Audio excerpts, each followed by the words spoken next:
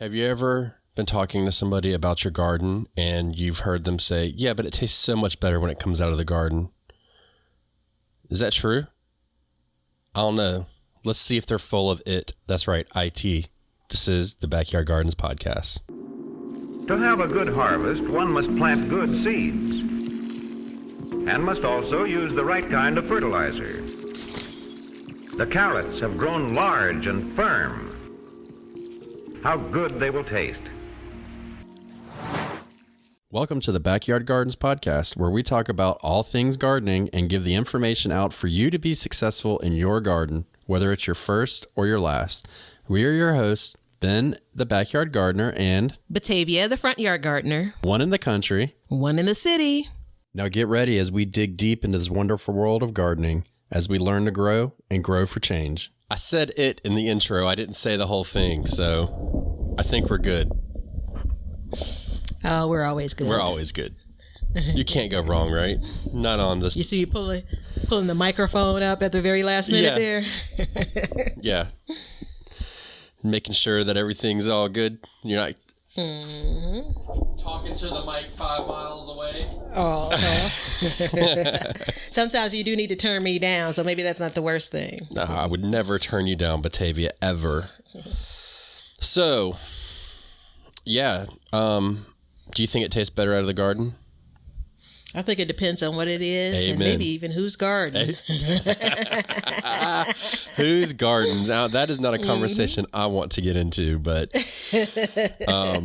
yeah, I agree. So first of all, link below, t-shirts, check it out.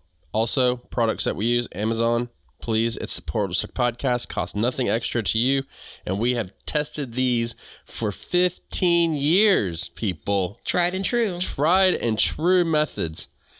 I better go check that list and make sure that that's correct, but I know we've tried everything in there, so we've used it all. But it helps the show greatly and helps keep this machine running for your enjoyment in your gardens. And on that note, I want to ask you our listener question of the day. You got a good answer? Don't I always? No. Yes. Clearly, you don't always have a good answer. No. So this is an individual, and she asks, any tricks for slugs on my zucchini plants? Freaking slugs. Any tricks for slugs? I don't have tricks for slugs. I got mad tricks. Yeah, isn't it the beer, the open can of beer, or the jar of beer with slugs or something? Yeah, that's for slugs and snails and stuff, but yeah. My tried and true, and it's just kind of general maintenance. So insert this question under, or answer under a lot of questions. Don't be a slob. I've not seen things like slugs, and I'm going to throw roly-polies into them because that's a thing I struggle with. I've not seen them high up on plants. It's kind of like they need a bridge to get to plants. So if slugs are the same way, I just try to keep the lower ends of plants cut, meaning like, trimming those leaves so they're not touching the dirt or whatever mulch you have there. Can I ask Don't you? give them that bridge to the plant. Can I ask you a question? Mm-hmm. Then what is the stem? Well, I think they need to eat their way. Okay. So they basically everybody, eat their way to... Here's the story. Take your plants and plant them so they float an inch above, and then you're good, right? Is that how we're going to start this show? What are you staring at, by the way? I'm looking at my probably 9 or 10 foot tall sunflowers. Mm-hmm. And I just had a full lunch, which is almost never the case. Yeah, that's just the truth. So I'm kind of, I'm relaxed. Yeah, I could tell because usually you'd go after me on that last comment. Yeah. So my answer was pretty simple, and I didn't even get really in depth. I figured if there was more that was needed, it would come back. But seriously, handpick them every evening for 1 to 2 weeks. And you should generally get them under control. I mean, they're slugs. You know what I mean? Beer traps, Man, I've never had luck with beer traps. I just get stinky ass beer, and and I get bees and yellow jackets in there. So I feel like I'm doing more damage than I am good. Yeah, but those things, it's moist conditions. I don't know where the listener is, but we've had not enough rain lately to really, completely water the garden, but enough to leave everything really damp. And so I'm still going to go back and own the, they love like fallen leaves. They love that plant debris. So I'm not going to say don't pick every 2 weeks. Good luck with that. If I had to do anything, it would be hand picking. That's a... Yeah. Have you ever had... You just said you wouldn't hand pick. If I would do anything, it would be hand picking is what I wanted to say. That's what I thought I said. No, before that you said, I wouldn't hand pick though, so good luck with that. Maybe I'm tripping. Either way, I get what you're saying. Yeah. It's, it worked. The beer thing, it doesn't... I've never had luck with it. Hand picking is always the first line of defense, unless it's going to bite you. They are icky, man. So, get some chopsticks or something. But now you can take... Oh, that's... Go ahead. The reason why I was coming back around, you have to get to the source, though, right? So you're not going to completely eradicate the population of slugs by just hand picking them. Well, that's where I'm going next. So, you know what? No, you can't start with hand picking, then move on. And then when I challenge hand picking solely, you're like, but I wasn't finished with my thought. Get out of here, man. So if it continues to be an issue, and I have successfully done this I've successfully got them under control 1 year with hand picking. And then the next year they got out of control and I couldn't get them under control. So what I did is I took a board. And I happen to keep a board at my house that is I got to get it right, a 2x8 or a 2x6. So it's a wide and it's thick. And I keep it around my house so I can fillet fish when I catch them or spear them. But it also did double duty this particular year where I laid it next to the garden and I wet it down underneath and then I just laid it there. And I'd come out there in the middle of the day and I'd lift it up, and there would be like 8, 9, 10 slugs under there. And then because they're drawn to the wood, right? Well, they're drawn to the moisture in the dark. Wood. They're hiding until night. And then I would go through and eradicate them.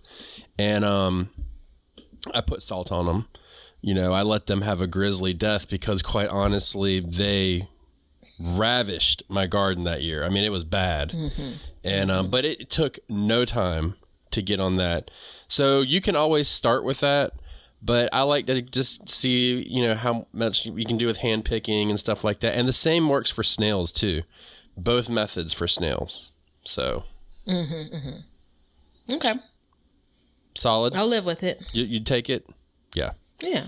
The board method works really good. I would accept this advice and try it. I'm sure I have. I mean, the amount of lumber that I have where I've, gone to places and said, hey, is that for free? I'm sure I have enough boards to cover the south side of Chicago's garden beds. Now, you don't want to use a little itty bitty board, though. You got to have...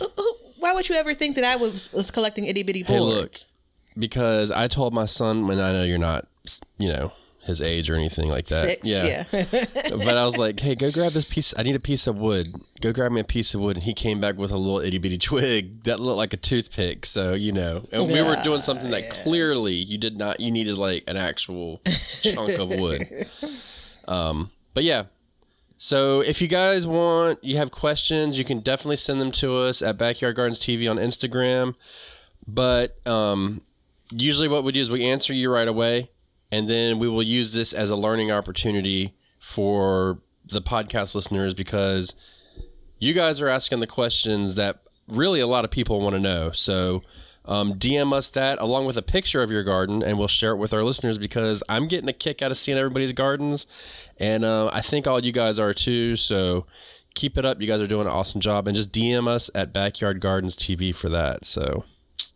Yeah, and not that everything makes it to the podcast, but when you guys write into us, if you remember, right? We're not going to be rigid with this, but if you remember, let us know if it's okay with for us to share your name, the stuff on the podcast, and specifically as Ben just said, your name. I was going to say it earlier, and I didn't say it because I forgot to say it because I was going on and on.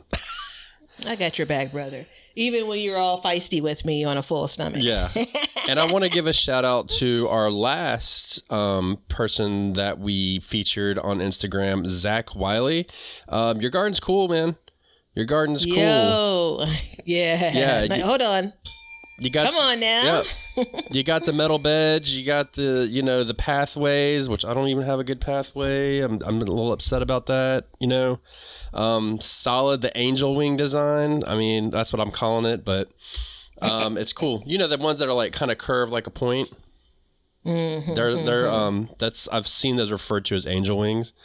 So, shout out to you, my man or woman. Sorry, whatever.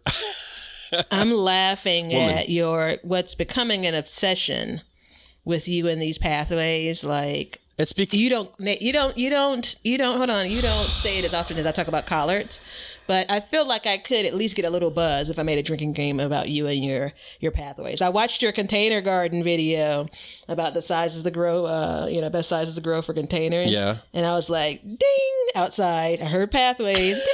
Ding. Did I really say it in that video? You absolutely did, because I have my notifications on for Backyard Gardens TV on YouTube. And I went to my phone to do something, and I was in the garden working, and I saw it pop up, and I'm like, all right, let me stop. I had my coffee out there, and I sat down and watched it. It was some good information, too. So, I don't know what size that big pot is, though.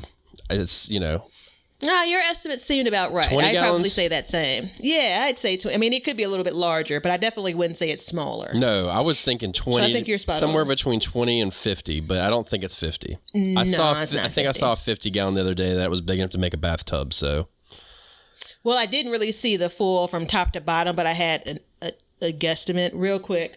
This is many, many years ago. Not that I don't frequent a bar in my current life, but many, many years ago.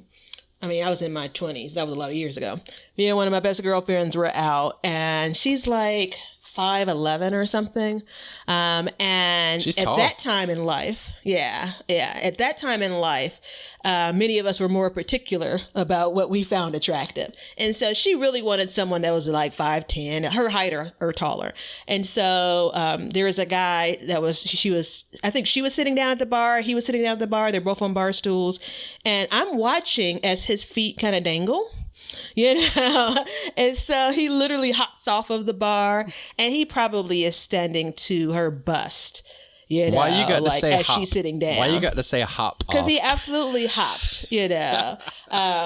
So that said, I have a pretty good gauge of measuring height and things. So back to your container, I'm gonna say based on the width and the approximate height that I manage, it's not going to be 50. It could be as much as 25, maybe even 30, but definitely a good size for growing what you're growing in it. So you guys check it out if you haven't already. Yeah, do it.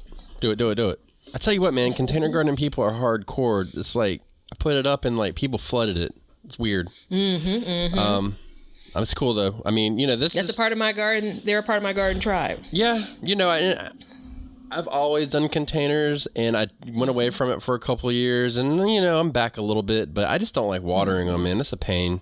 Watering. It's interesting that your video came out on today because I was coming around and I was fertilizing, and that's a thing I hate to do, but fertilizing my containers in particular, because what I do know is over the years, I can clearly see what does better in the ground or in a raised bed compared to containers. So I do know I have to give them a little bit more loving. So that's what I was working on. So your video wasn't necessarily related to fertilizing, but it was timely as it relates to containers. Yes, it was. Okay, we'll take it. So check it out. And check this out. We're going to take a break, and we're going to come back, and we're going to talk about what tastes better in our gardens and what doesn't.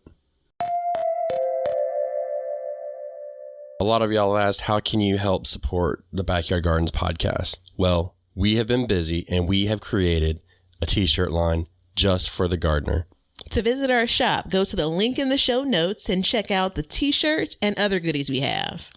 Now, these are super special t-shirts designed just for the gardener, so enjoy. Thank you for supporting the Backyard Gardens podcast, and we'll see you guys after the harvest. There are things that do come in and go out of a garden, Batavia, and out of the grocery store that taste gross no matter what, just for the record. And that's how I'm going to open up this segment. I mean, again, we don't talk about this, so I'm gonna let you roll. You with let that. it roll. You can let it roll. I don't even know what it is really. That doesn't mean I agree with the way you've captured that, but you know. So, what is your kick us off. Give us something. Okay.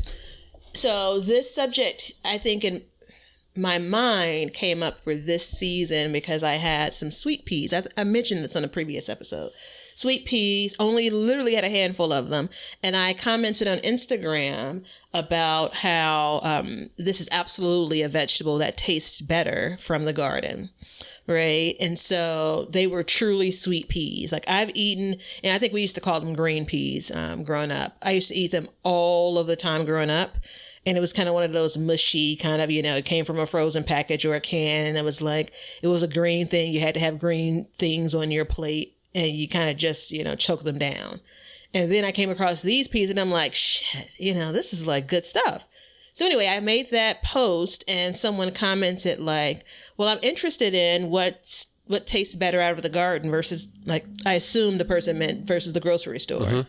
And so I thought about that and said, it's such a great question because, I think some vegetables taste okay in either place, and then some are like very noteworthy.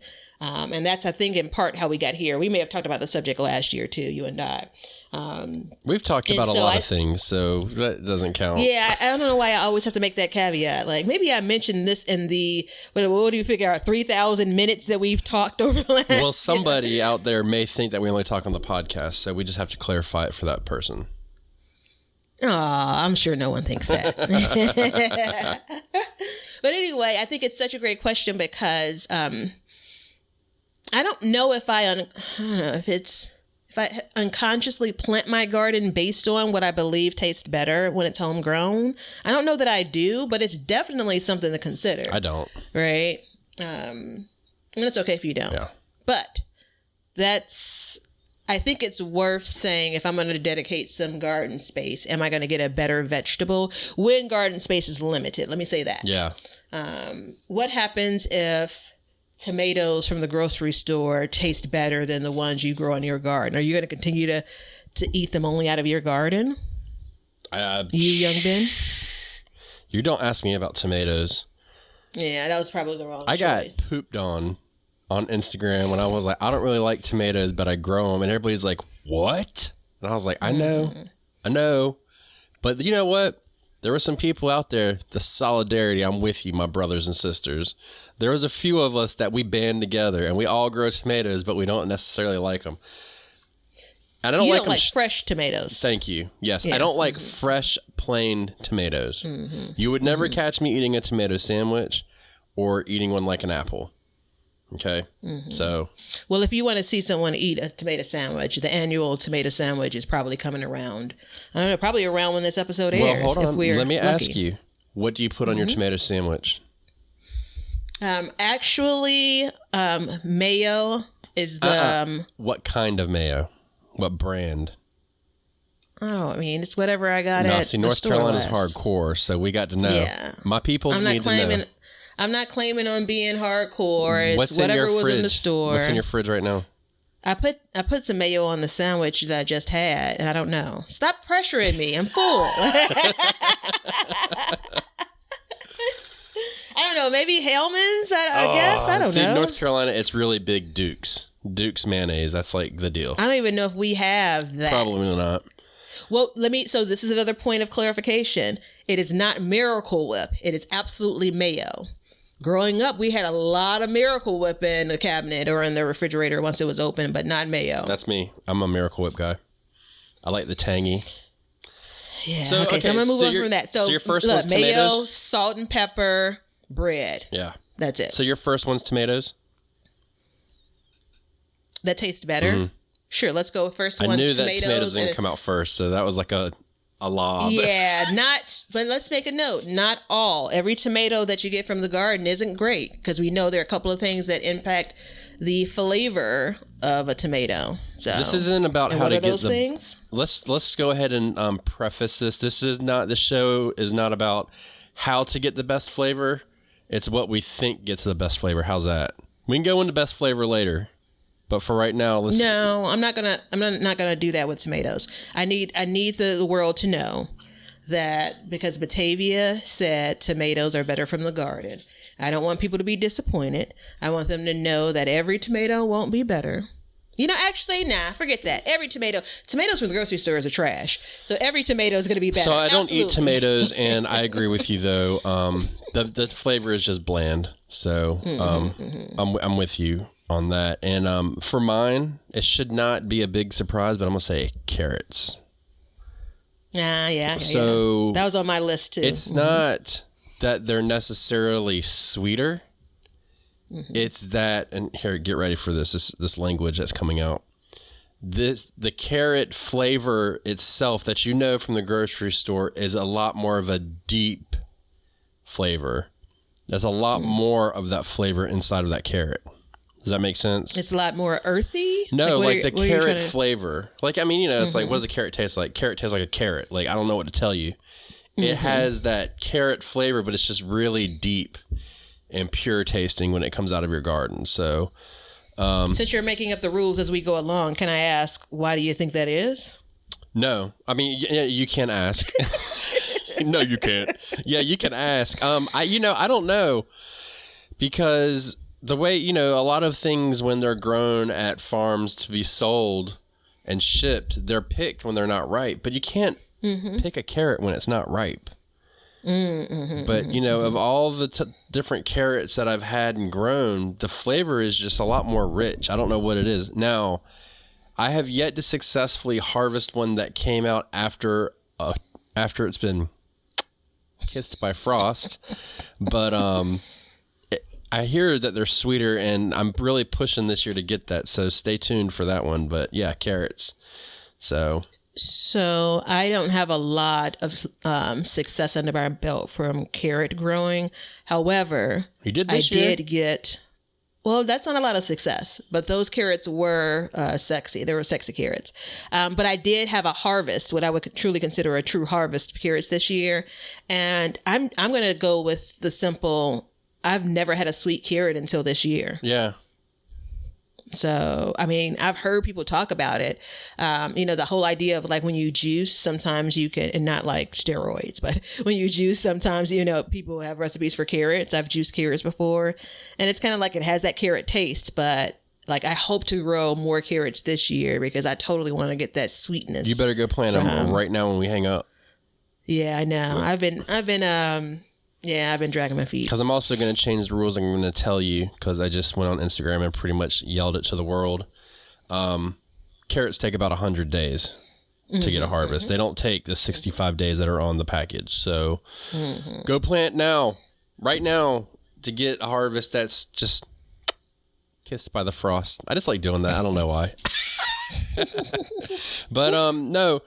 And it could come down to variety for a lot of these things too. Let's state that. Like I don't know when you go to the store. Is that right? I have no idea what variety of tomato comes out of the grocery store. But and carrots too. Like there's a bunch of varieties of carrots. But I kind of look at it like this: orange. That's what I like to grow. Orange.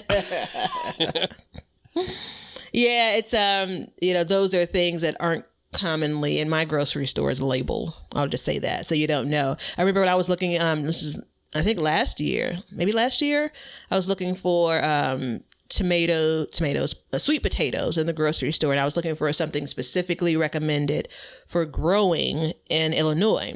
Right, there were like 2 or 3 different brands, and it was the hardest time. I had to ask someone behind, in the back to say, okay, what kind of tomatoes, what type of sweet potatoes are these? Yeah, because they were just labeled sweet potatoes. But anyway, They're just labeled sweet potatoes where I am too. So, go for it. Mine? Yeah, I want to know. cucumbers. Oh yeah.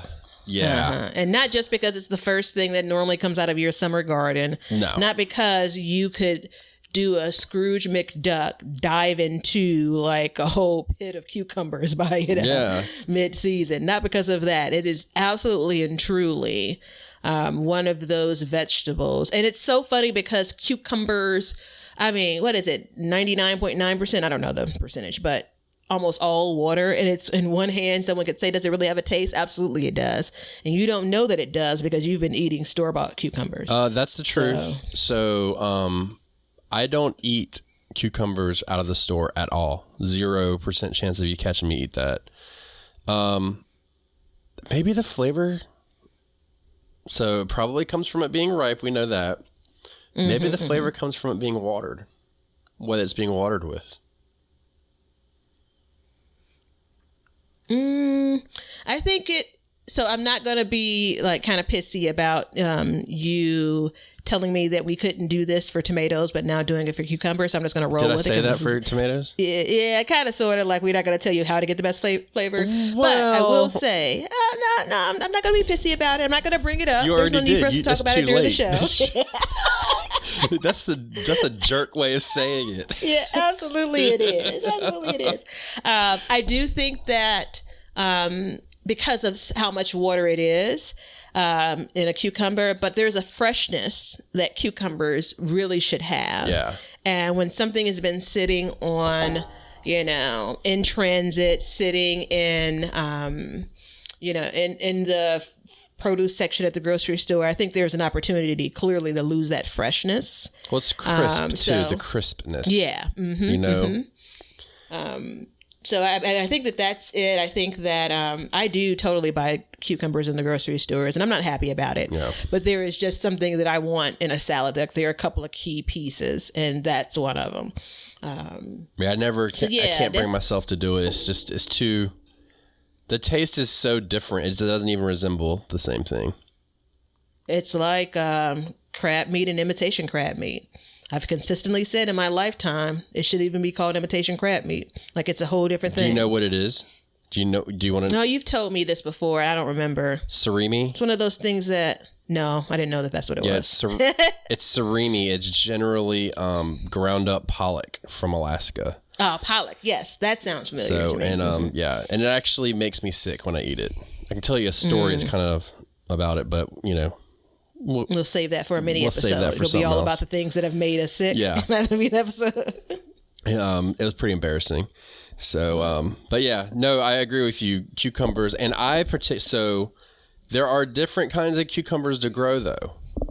And I know we're not talking about, we mentioned variety earlier, but I'm referring to two different actual types, slicers and canners. Like your market more 76s. You've heard of those? Yeah, they're slicers and paste tomatoes. Like, I don't know why you're putting restrictions. I say we do whatever we want to do here, right? Well, you hung up on these restrictions, so whatever, but... No, you're the one you're laying down the law, and I'm the one that's trying to break it. And I'm the one breaking it. You're trying, and I'm doing it. Well, no, because I grow. So for years and years, I grew Boston pickling cucumbers. That was like my go-to. I got my pack of seeds every year of Boston pickling. I was good to go, and they're the little ones, And then I switched, and we mentioned this in a previous episode, to national pickling. And I'm not happy with that, but it's still, a small canner. And then you get those big ones and they're more fleshy, So I think that it's actually a really good point. And I think we have to talk about kind of some of the whys, because that's going to drive a person to say, okay, I will give cucumbers a try. Yeah.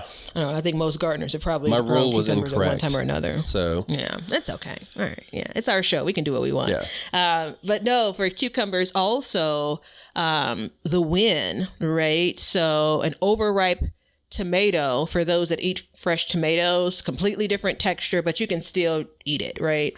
An overripe cucumber, you're not going to eat it in the same way you would, pick and eat just a regular old, it's perfect size cucumber. Yeah. So that absolutely matters. And that also folds into the reason why, a slicer is created, if you will, differently than something like a Boston pickling, right? or a national pickling. Absolutely made to be a little bit more firm, a little bit to harvest when it's smaller compared to the one that's like, 8 inches long or something. Yeah, they get meaty is kind of, if you let it get, if you mealy, no.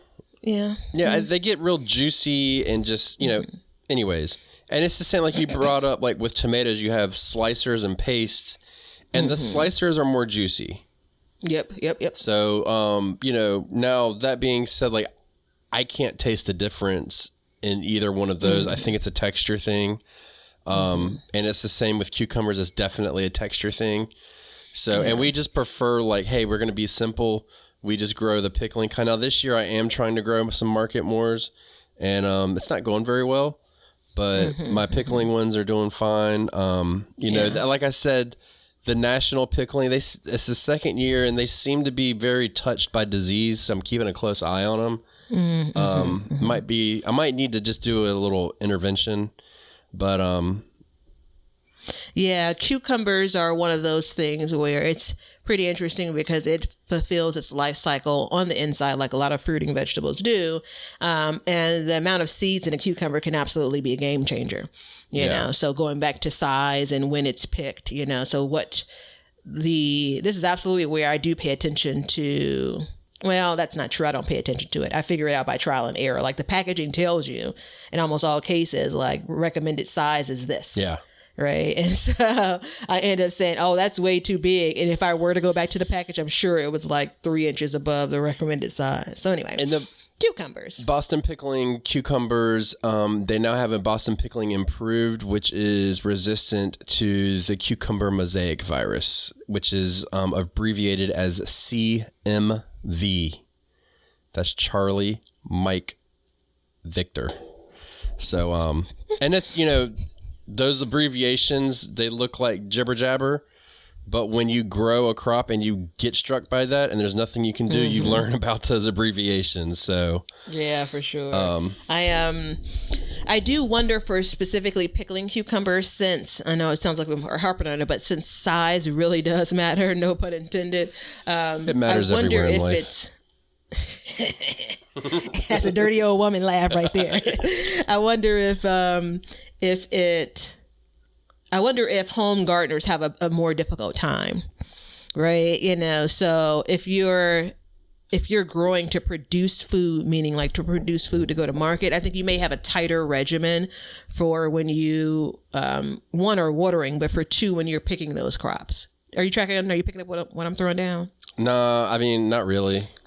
I guess I think that maybe home gardeners, myself included, have more of a tendency to let crops kind of go longer than they should, not intentionally, but on accident. Yeah, I could see that. I mean, I think it takes you pick one, you're like, it's a little too much, and you kind of, you get it. You know what I mean? You're kind of. I'm not saying we don't know when to pick. I'm saying it's more of you look around, and you're like, oh shoot, there are 4 cucumbers that I didn't get to. Do you know why mine are like that? Because I leave them on the vine until I need to eat them, or I'm ready to can them. So I try to, because I'm like, they ain't gonna go bad out here, but you know. I'm kind of that same way. I get burned every year though.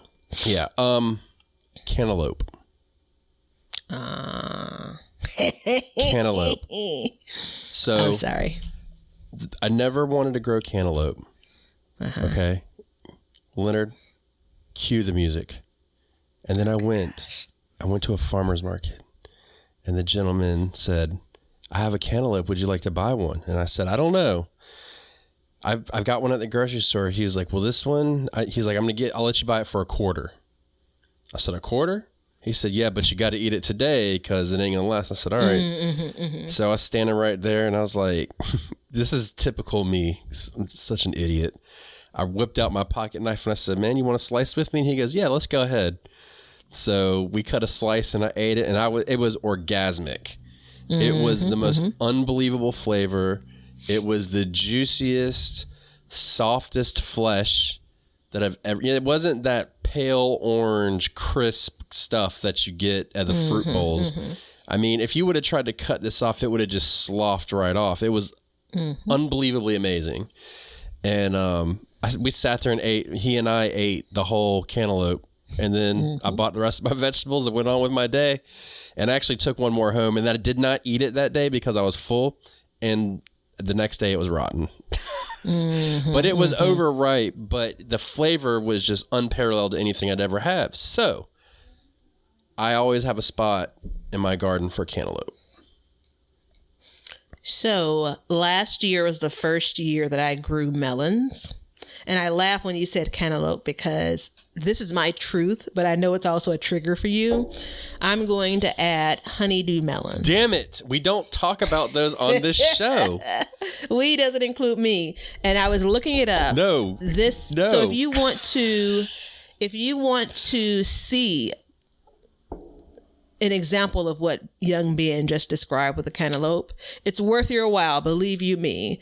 Go to my Instagram, Betta, Betta Garden, and you're going to have to scroll, but trust me, it's worth it. September 30th, 2020, I have a 40-second video where I am slicing a cantaloupe that I just picked from the or not a cantaloupe, a honeydew I just picked from the garden, and tasting it. I have not eaten honeydew since then because it's just not worth my time. I mean, I care more about myself than to eat it anywhere besides, something that's garden grown. I fully support what you're saying.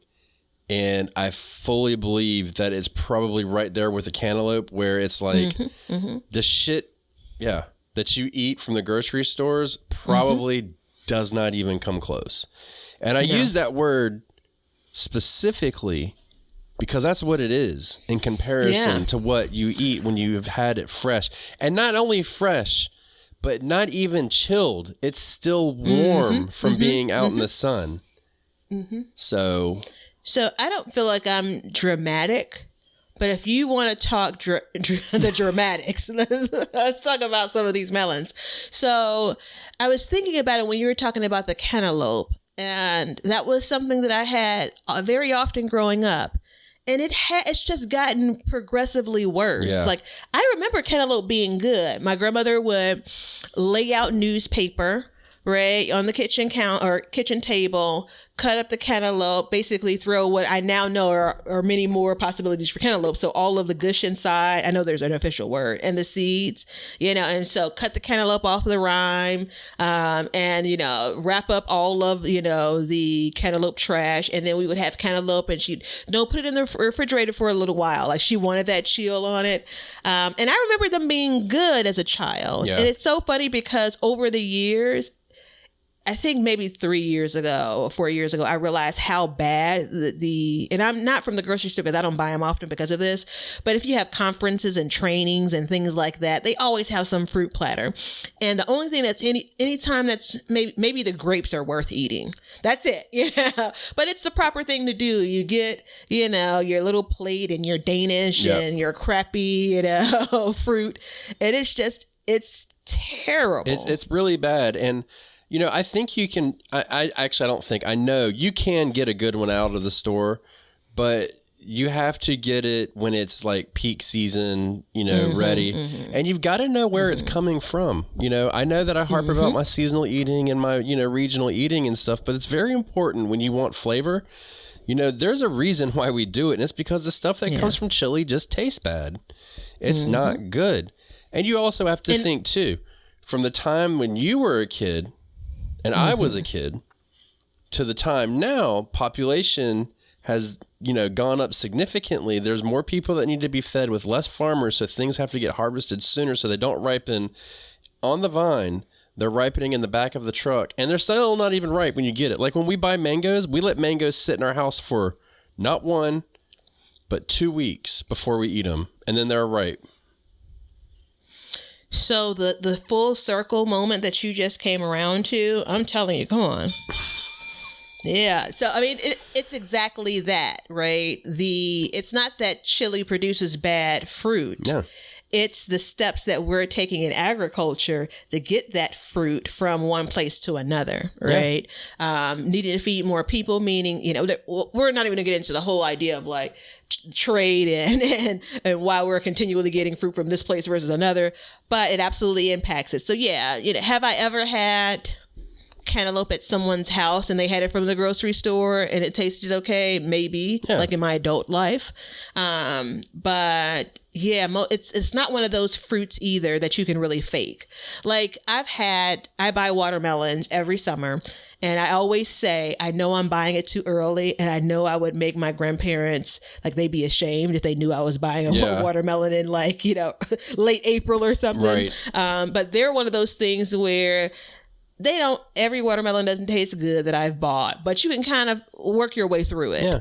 Like, they don't taste bad. They're just not as sweet. The cantaloupe tastes bad if they're not sweet. Honeydew tastes bad if it's not sweet. That because they're muskamelons. So they have that musk. I don't know if I've been trying to put my hand on what that is, and maybe the taste that I would never describe it that way, but I get it. Yeah, that's what it's considered. And when you grow it, you don't even have to grow it. When you eat it fresh, let's just say it like that, that flavor is minimized. So now that being said, when you buy the house down the street from me that's now for sale, because you missed the one across the street, so we're getting a little bit of distance now. Okay. That could be healthy for us, though. It would be. I think it would be very healthy for you to be a block down the road instead of 10 feet. Yeah. You can grow the honeydew, and I will come sit at your house and enjoy it and drink tea with you in the mornings. Okay. So okay, you'll be telling David. David will say, I don't know why he would want to come down to my house, but can I go down to Miss Batavia's house? This is what I hear when I'm on the phone with you. He would love to do it. And then you'd be like, all right, well, you tell her we have to film at at 1:00.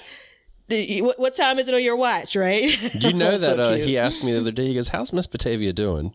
I said, oh, she's doing good. He's like, I bet she's got a pretty garden. And I was like, yeah, she does. That means you don't talk to about me enough to him. There should be bedtime stories with Miss Batavia's garden. Whoosh. But just a quick note for melons. Yeah. I didn't grow them in previous years because I just didn't feel like I had the space. So remember, the front yard garden, which basically doubled my size, didn't make its debut until 2019, right? But I am actually growing melons this year as well, and I'm growing them vertically. So if you guys are like on the fence about growing them and maybe you don't have as much space as you think is needed, because all of these melons are vines, right? Consider looking into some vertical gardening, or if you already have some things set up vertically, maybe dedicate some of that space to a melon or two. Yeah, my melons aren't doing well this year, but that's okay. It's real hit or miss. They're actually not that easy to grow. Yeah, I don't know if I can say that yet. I'm right in that space of like that, what's happening in my garden, reminding myself it's only been about, just 7-8 weeks since I really planted most of this stuff out. Yeah. You still have plenty of time. I have been looking at my melons and saying that there's a lot that's drying on the vine, meaning like I can see it was a flower and now it ain't, so. You might have to give it a little helping hand, but. Yeah. So let's see. I did cantaloupe. You did honeydew, or are we lumping honeydew and cantaloupe together? I'm okay with lumping them together. We did spend a lot of time there. That's okay. Go for it. What's your next one? But my next one is specifically sweet bell peppers. And I know, in part, this is on my list because it's controversial. Bell peppers are another one that it's a texture thing. Recipes call for them, but there's not a lot of flavor versus a bell pepper. Oh, I guess you're right. I guess it's all a bell pepper. I mean, I'm not trying to pick a fight. I was just kind of wondering, like, is it the same thing, or did you buy a pack of seeds that said, like, sweet bell pepper? I think that they put the designation of sweet as not to make sure people understand it's not hot. I think that's it.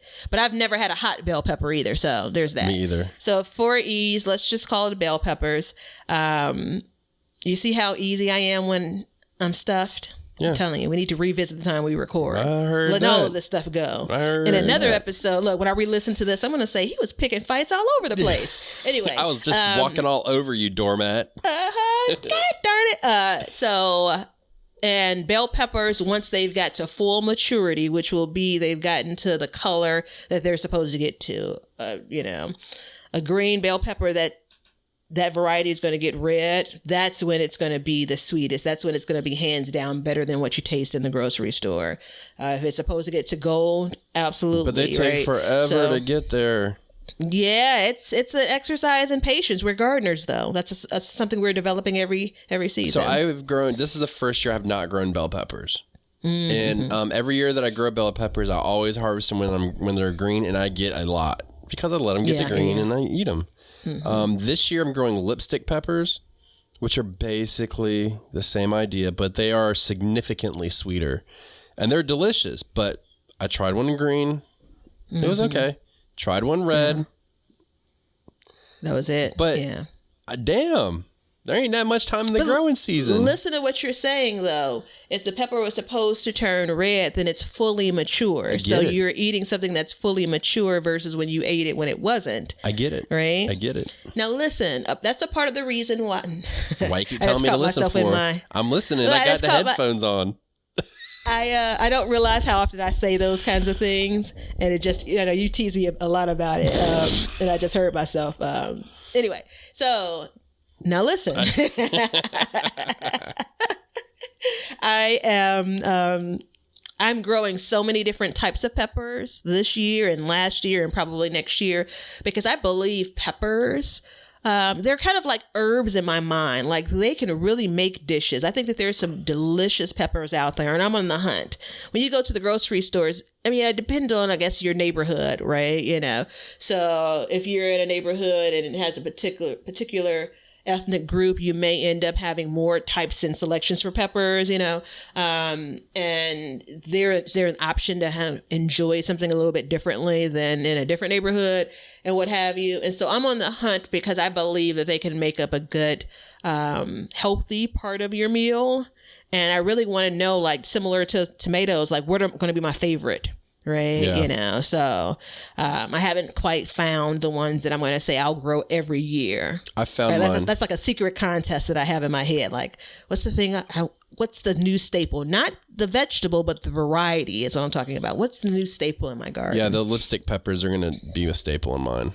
Mm-hmm. So, and they're not ripe when they start to cork. They're over ripened at that point when they get that. What does cork mean? When they get that corking on it. You don't know what corking is? No, that's why I asked. I don't know. It's like those little itty bitty cracks that get all the way around it once it starts getting real ripe. So this is going to dovetail directly into my next one, but jalapenos, they'll cork, and that's when they're the hottest. Yeah, that's what. Okay, so I do know. I looked up that term last year because I had corking. I didn't know obviously what it was, but I was looking to see like, okay, what's the deal? And yeah, the hottest, and that's something to do about water and how much water it's taken, and it's kind of like stretch marks for a human, right? I think so. Mm-hmm. But it's a good sign of the hottest that they get. So bell peppers though, they don't really need to be corked. So. Yeah, those lipstick peppers, I'm a big fan of them. I think they're going to be a staple for me. They're just different. They need, I need to see how much I'm getting off of them. And, it's kind of like a tomato. Once they turn red, it's bam, bam, bam, bam, bam, bam, bam. You just got to get to that point where it starts turning red. So that's where I'm at. Some of mine are brown, which is like weird because they go from green to red, but they're brown in the middle. Yeah. I do want to make a couple of quick notes regarding peppers because this no doubt will be a question we'll see. You're absolutely right at the onset of when I added this one. They take forever to get to full maturity. I mean, the smaller the pepper, it's just like with cherry tomatoes. Yeah. The quicker you'll get them. The larger the pepper, the longer you're going to wait for it to get to size and then go through the shades like you were just describing of ripening. So there's a chance where you're going to say like how much longer. It feels like it's taking forever to ripen because it is taking forever. Yeah. But the beauty in peppers though is you can basically harvest them in almost any time. Yeah, right? You really can. All right. So since we're talking about peppers, mine is jalapenos, and it's not the taste, it's the heat. So you can control how hot or not hot you want them in your garden, and I can get hotter jalapenos out of my garden by letting them get that corking that we described earlier, or even turning red. You can get them, and you get a lot off of a plant. So yeah, it's a pretty simple one. So yeah, it's okay. I'm going to give you another simple one, although it's an asterisk. And it's an asterisk really for my garden, and it's strawberries. I mean, I think that there's a lot when it comes to fruit that folds into it. The asterisk is because I basically am getting like, a dozen strawberries a season now. But how many years have yours been in the ground? I planted them originally in 2019, so this is the third year. You should be starting to get more and more now. Yeah, and but I know your plans. I'm going to do some research over this winter because the next step is just pulling them from the bed. And they were an investment. I bought all of those plants, so it wasn't cheap. So I don't want to do that. So I'm going to do some research, as the season slows down and try to figure out what I'm not doing that I should do. You guys know I'm lazy when it comes to a lot of things in the garden. And I really don't want to have to do anything extra, but it's worth figuring out if there's something extra I can do for these strawberries. Yeah. Because again, 12 strawberries are worth more taste-wise than any pint I've ever bought at a grocery store. Yeah, but at some point you've got to have the bulk to make it worth it. You know what I mean? And that comes into a real question about all of this is like, okay, I'm growing it, but I'm only getting 4 strawberries. What the hell? You know what I mean? And it's a 4x4 bed. If it was one container, like an actual pot, and it had strawberries in it, then that wouldn't be it. But it's a 4x4 bed. I can grow a lot in a 4x4 bed. Yeah, that's the smallest bed. Well, it's not the smallest. It's a pretty small bed, but there's a lot of food that can be grown in that space. Yeah. So, okay, we're running out of time, but since you took it to that level, and I'm going to make a statement after we're done. Apples. Apples off the tree. Magnifique. Have you ever had one off the tree? No, I've only ever had them from the grocery store or a farmer's market. So at one point, my lovely wife and I, we went backpacking, and we were on a mountain, and we were coming down the mountain, and on the way down the mountain, my lovely wife fell down the mountain. She does that quite frequently. So she falls down the mountain, whatever. I have a good laugh. She has a little cry and then a laugh. She's good. We keep going down the mountain, and we come across an orchard. And the orchard is picked over. And so we're like, damn. And then I get closer, and I'm like, wait, there's apples way up in that tree. So I'm getting over there. I'm over 6 feet tall. I have a hiking pole in my hand. So I can reach up to about 10 feet and barely get it. So I hoist her up, put her on my shoulders, and she starts shaking the tree and hitting it with the pole and drops the pole. I'm here to tell you, it was amazing. It was worth the effort to get the 5 apples that we got. And I mean, they were just so juicy, so crisp and ready. There had been I don't think it had quite frosted, or maybe it had. I don't remember. And this was in New Hampshire. So they had been, by something, cold or frost, whatever. And it was just perfect. You know what I mean? And then we stuck the rest in our pack and we rolled on, and they were just the best snacks ever. And we actually did go to orchards and pick for years. We'd pick 4 bushels a year.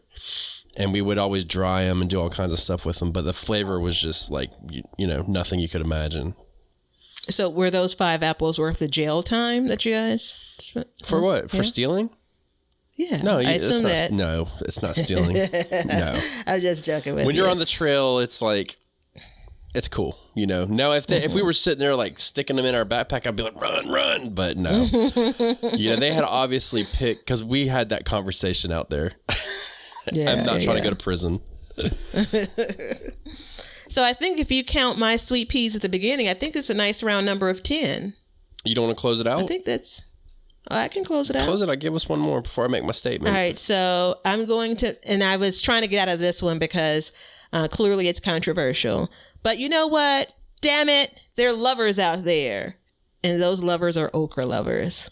So okra in the grocery store is, again, one of those vegetables that, based on when it's picked and by the time it gets to you, and depending on the size, it's okay. I'm probably thinking more about fresh okra from the grocery store and not frozen. Yeah. I don't think I want to count frozen in any of this. Okra off of a plant is so good that I will absolutely bite into it, eat it raw right there. I had never even thought about eating okra raw until I started growing it.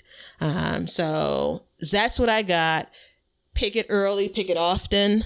If you don't like it, well, you're clearly not one of my favorites this week. Yeah. So there's that. That's that. No. So about frozen, though, you know that frozen is actually sweeter and better than the fresh stuff, right? Frozen what? Frozen no, I don't know it. I don't believe vegetables, because when they freeze it, it's already the ripe. It's like really super ripe. So it's like frozen in time. It's maintained, Well, and it was over by their standards overripe. I have air quotations for people who who can't see, which is nobody. So now I want to say, did you notice that our list was majority fruit? Yeah, I noticed it, and I didn't realize we were going to end up. How many stories did I tell that weren't garden related? I think that may have 58. pushed us over on time. Yeah, because I did want to try to touch on the things that really don't taste that different, but we don't have time today. I think fruit. This is the reason why you would basically only have a fruit garden. I'm telling you, I would do it. Yeah, I ain't scared. It's God's gift, man. It is. Fruit's amazing. Okay, you have heard it here, people. Now that we're talking about this, let's just dive right in to a very special, may I add, very special recipe of the day.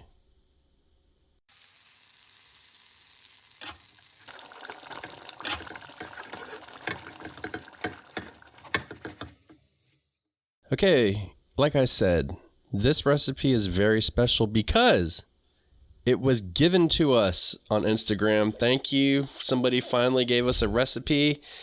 If you guys don't know, now you know. The recipes are actually the hardest part of the show. They are an integral part of the show because we both, you grow food to cook it. So it just makes sense to give a recipe. But Ashley Pilgrim on Instagram, she goes, yes? Hey, Ashley. Hey, Ashley. Thank you. She gave us 2 recipes. I might save one for later. Tomato, cucumber, onion salad. Have you given that recipe? I have. Okay. But people always do it slightly different, which is the reason why gardeners are beautiful. Why vegetables, maybe not as much as fruit, is beautiful. So I'd be happy to hear it. I saw she gave a different recipe though, and I'm actually curious about sharing that one. Yeah, that's the one I'll share then. But so since Batavia gave this one, and this one's up my alley because it's simple. Tomato, cucumber, onion salads, oil and vinegar and salt and pepper all mixed together. Boom, done. Eat it, enjoy it, love it. And then the next one is a ratatouille. I said it. I didn't pronounce the L's. With tomatoes, zucchini, squash, onion, potatoes, eggplant, and basil, sliced thin and layered. It says layered the baked with spaghetti sauce and cheese on top. So I'm imagining that you slice all these thin and then you layer them and bake them. And I'm going to go ahead and ad-lib because we didn't get all of the intel. But what I would do is I would bake them, and when they start to brown a little bit, I think that's when I would put the spaghetti sauce on top and then heat that up. And then I'd actually put the cheese on. And I like my cheese burnt. So, the broiler goes on at that point. So one... And she had me at potatoes. Yeah, I know. Yeah. 2, it is my great hope that everything that she listed, I'll have in August. Because sans the cheese, this will make it to one of my 31 lunches, BYG lunches. Hashtag BYG lunches, yes. Yeah. So that's going to make it into... Wait, I just love recipes where you can... during that. Yeah.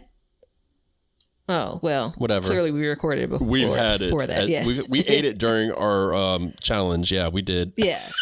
That's what I ate before. Or we recorded this before the challenge began. So anyway, here we are. But I love recipes that have not only all vegetables, but all vegetables that like your everyday gardener grows in their garden. Yeah. So that's a super, super duper cool recipe. Very timely given. I don't have eggs like young Ben does, and I'm going to have to really dig deep when it comes to this challenge. Hey, look, I can send you some eggs in the mail. So, look, it's seriously, people, seriously, gardeners, I want to say, please help us out and send us a recipe from time to time. We would love to share it, and we will give you a shout out for show. I'm not running out of recipes. I mean, but it can get hard to do a timely recipe, and I'm curious about what other people eat. And she gave these to us saying this will help with your August challenge. So yeah, there we have it. Darn it, why am I so late for this? Clearly Ashley is my favorite for the week. Yeah, so she goes, and to preface the beginning, goes, some of my favorite recipes you guys probably already know or have, but just in case for the August challenge. So I mean, I don't know. Maybe it's just, as my grandmother used to say, slow down, girl, you're moving too fast. There's some things that I will make and use, all the time, then I stopped making it. There's this really spicy honey mustard sauce that I used to make a lot, and I hadn't made it in a couple of years. I don't even know why, but then I made it again, and I don't know if the absence of it made my taste buds grow stronger, but it was delicious. So I said that to say there are things that maybe we've cooked over the years and previously that we just may not remember for August. So we absolutely do need you guys to hashtag BYG lunches, because I'm going to go ahead and prepare to struggle. I'm going to flourish. I'm going to gain 15 pounds. Yeah, clearly it's going to go to my arms, man. When did that happen? Yeah, and these tank tops are looking way different this summer. And so also, now I have figured out, look at that. I have figured out how to save stuff that people send us on Instagram so I can come back to it. So that's making things a little bit easier with all this, because we're getting an influx. So, thank you so much, Ashley. We asked a long time ago for people to send recipes, and nobody ever sent us a recipe. Everybody sends questions, but they don't send us a recipe. So, and it's cool.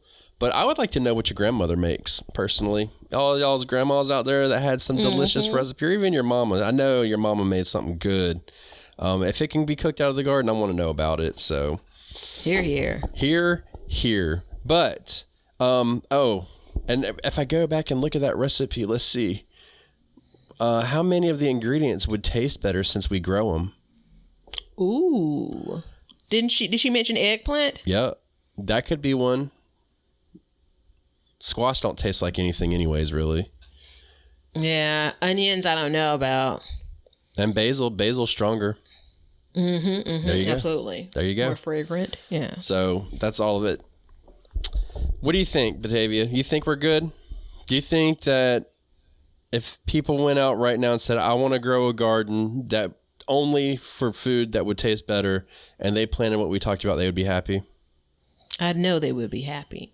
And I know that they would be so happy that they would want visitors to come to their gardens and harvest food from it. Thanks for the invitation. Thank you. And if y'all are growing cantaloupe, hook a brother up. You know what I'm saying? No. So look, everybody, be safe and do me a favor. Go outside, go out to your garden, and dig down deep. Just start checking around the soil, look real low, see if you can find anything. If you can't, then you know you're doing good. If you don't see any pests, you're doing good. If you need fertilizer, throw it down, and then grab your phone and just give us a like, follow us, share us with your best gardening buddy. And you know what? Share us with somebody that doesn't garden so they can start. And until next time. See ya. Thanks for hanging out with us today. If you want to see what we're up to, or just stay up to date on all the announcements regarding the show or anything gardening, then you can follow us on Instagram at Backyard Gardens TV. We love seeing what you guys are doing, so use hashtag BYG podcast in your posts, and we'll be sharing your gardens with the Backyard Gardens community. And check us out on YouTube at Backyard Gardens, where we will post this show, all of our other shows, clips, and then also some gardening tips and just gardening entertainment. And you can see us at our website at backyardgardenstv.com. But that's it for today's show. So help us as we learn to grow and grow for change. And until next time, we'll catch you guys later. We'll call this one a wrap. Now you know why people feel like celebrating at harvest time. All over the world, people have feasting and good times when the crops have been gathered in.